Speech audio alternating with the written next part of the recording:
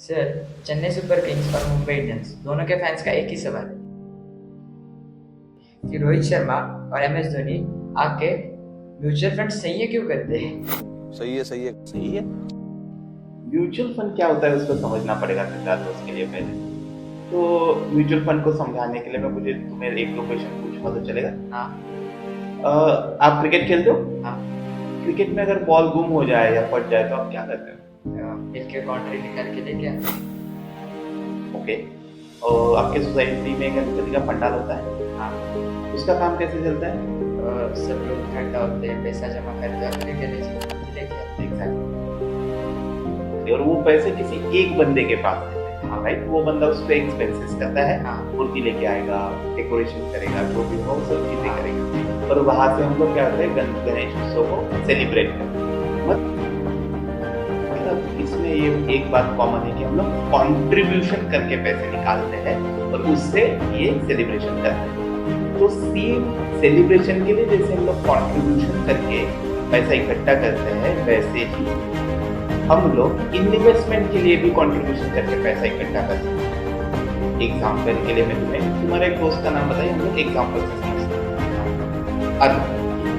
तो कंसिडर करते हैं कि आपने 500 रुपए, मैंने 100 रुपए और अर्नव ने 1000 रुपए कंट्रीब्यूट किए। और ये सब इकट्ठा करके कितने होंगे? इकट्ठा करके 1600। 1600 रुपए, परफेक्ट। तो इस 1600 रुपए को लेके हम लोग ने एक एक्सपर्ट के पास दे दिया, उस एक्सपर्ट ने उसको इन्वेस्ट किया। अब कहाँ पे इन्वेस्ट करेगा? वो अलग अलग जगहों पे इन्वेस्ट करता है, जैसे कि स्टॉक्स हुए, बॉन्ड हुए, गोल्ड हुए, इन सब चीजों में वो इन्वेस्ट करेगा। और उस इन्वेस्टमेंट से वो क्या करेगा? रिटर्न्स जनरेट करने की कोशिश करेगा। मतलब एक साल के अंदर वो उससे कुछ प्रॉफिट जनरेट करने की कोशिश करेगा। एग्जाम्पल के तौर पर अगर उसने 20% प्रॉफिट बनाया तो मतलब उसने 20% रिटर्न्स जनरेट किए, ठीक है। अब जब एक साल के बाद तुम्हें, मुझे और अर्नव तीनों को लगा तो हमें अपना पैसा निकाल लेना है, तो हमें अब पैसा कितना मिलेगा? मैंने कितने लगाए थे? 100 रुपए लगाए थे। अब प्रॉफिट कितने का हुआ था? 20% का हुआ था। तो मुझे मिलेंगे मेरे 100 रुपए प्लस 20 रुपए जो मेरे प्रॉफिट के हैं, तो कितना हुआ? 130 रुपए। आपने लगाए थे 500 रुपए, अब उसके ऊपर 20% से होते हैं 100 रुपए। 500 प्लस 100, 600 रुपए आपको मिलेंगे। और अर्नव ने लगाए थे 1000 रुपए, तो अर्नव को कितने मिलेंगे फिर? परफेक्ट। तो अर्नव को मिलेंगे 1200। तो इस प्रकार से जो भी प्रॉफिट है वो जितनी अमाउंट हमने लगाई है उसके हिसाब से या उसके कंपैरिजन में हमें डिवाइड किया जाता है, ठीक है। अब क्वेश्चन ये आता है कि वो जो एक्सपर्ट है वो क्या ये फ्री में करेगा हमारे लिए? तो वो कुछ चार्ज लगाएगा, बट ऑब्वियसली तो वो जो चार्ज होंगे उसे कहते हैं एक्सपेंसेस और एक्सपेंसेस रेशियो।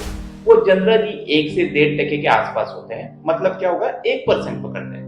तो मतलब अगर 20% प्रॉफिट हुआ था तो 1% उसके पास चला जाएगा, बाकी का पैसा अपने पास आएगा। जैसे कि मुझे 120 रुपए मिलने वाले थे, लेकिन अब मिलेंगे कितने? 119 रुपए मिलेंगे। अर्नव को कितने मिलने वाले थे? 1200 रुपए मिलने वाले थे, लेकिन अब कितने मिलेंगे? 1180 रुपए मिलेंगे, ठीक है। तो सॉरी, 1190 रुपए मिलेंगे। तो इस हिसाब से क्या होगा? डिस्ट्रीब्यूशन होगा और सभी को इन्वेस्टमेंट ग्रो करने का मौका मिलेगा। अब इसमें एक क्वेश्चन आता है कि वो जो एक्सपर्ट है उसने अगर कोई फ्रॉड कर दिया तो, वो ये पैसा लेके भाग गया तो इस सब के ऊपर एक सेंट्रलाइज अथॉरिटी होती है, गवर्नमेंट की ऑटोनोमस बॉडी, जो इस सब चीजों को क्या करेगी? केटर करेगी। इसके ऊपर ध्यान रखें कि किसी इन्वेस्टर के साथ फ्रॉड ना हो जाए, ठीक है। और इस हिसाब से इसको गवर्न किया जाएगा और वहां से अपने लिए सिक्योरिटी क्रिएट की जाएगी कि आपका कोई स्कैम ना हो, ठीक है। अब कितने परसेंट वो कहाँ पे लगाएगा, कौन से एसेट में लेगा? गोल्ड लेगा, स्टॉक्स लेगा या बॉन्ड लेगा? फंड मैनेजर, ये कैसे डिसाइड होता है? ये डिसाइड होता है फंड के टाइप के ऊपर।